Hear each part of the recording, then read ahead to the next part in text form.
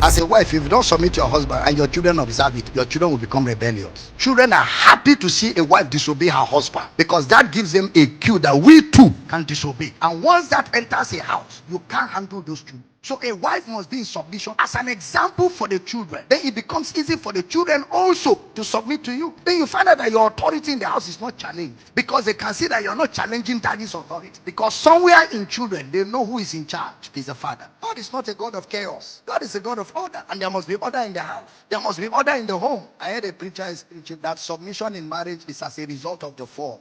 Fall. Wives, submit to your husbands. Even as the church submit to Christ. Church submitting to Christ. Is it as a result of the fall? No, that's the divine order of God. God is a God of order. Let things be done decently and in order. That's the order of God for the home. What about a home where the husband is not born again, but the wife became born again before the husband, and the husband is not loving the wife like Christ, and they are beginning to feel like, I wish I knew this before I married. I wouldn't have married this man. What do we do in such a marriage? Stop, calm down. The regret is too late now. Let's look for how to cure the problem. You don't marry, finish. You don't drop 2 children for ground. Then they say, I wish. Wish for what? Wish not. Move forward. Tell the children of Israel to go forward. 1 Peter chapter 3 verse 1. Put it up. Let's go there. Likewise, ye wives, be in subjection to your own husbands, that if any obey not the word, that is, even if your husband is an unbeliever, he does not believe the gospel, so he cannot love you like Christ because he doesn't know Christ. If a man obey not the word, they also may without the word be won by the conversation of the wife. So a woman can get her husband born again without quoting the Bible. How? Next verse. While they behold your chaste conversation coupled with fear. Next verse. Whose adorning? Let it not be that outward adorning where you sit down in the saloon from 7 a.m. to 8 p.m. doing Bob Marley hair. Yet you cannot pray for 1 hour. You can sit in saloon from 7 to 7. But 1 hour prayer, you'll be behaving like you have epilepsy. There's nothing wrong in plaiting the hair. But as you're spending time on plaiting the hair, spend more time in good character. Don't have beautiful hair with rotten character. You look well packaged until we come close. Then when we come close, we say, sigh! What a waste of investment. What a waste. What a waste. And what a woman.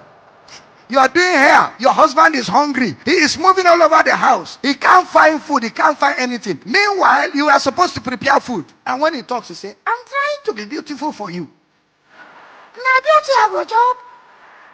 But after you give me food and you play your responsibility in the home, if you like, plait your hair till Jesus comes. Same thing with your husband. I've got to make sure I provide. I've got to make sure I give you the support, the love. And I've got to make sure I give you the protection that you deserve. Everybody play your role. And if everybody is busy minding their own role, there'll be no problem. There's only problem when you stop your own and you're pointing to my own. When you're pointing to my own, 4 fingers are pointing to you. How far? What a man. Husbands, honor your wife. Treat her gracefully. Treat her like a weak vessel. She's not a weak vessel. That is, treat her like you would treat something that is fragile. Pamper her. Make her happy. Give her TLC non-stop. Should I stop or I should fire up?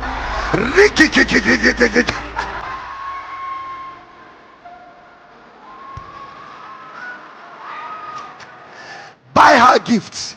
Take her for shopping. Give her money for vacation. Make sure she has constant pocket money. Should I fire on?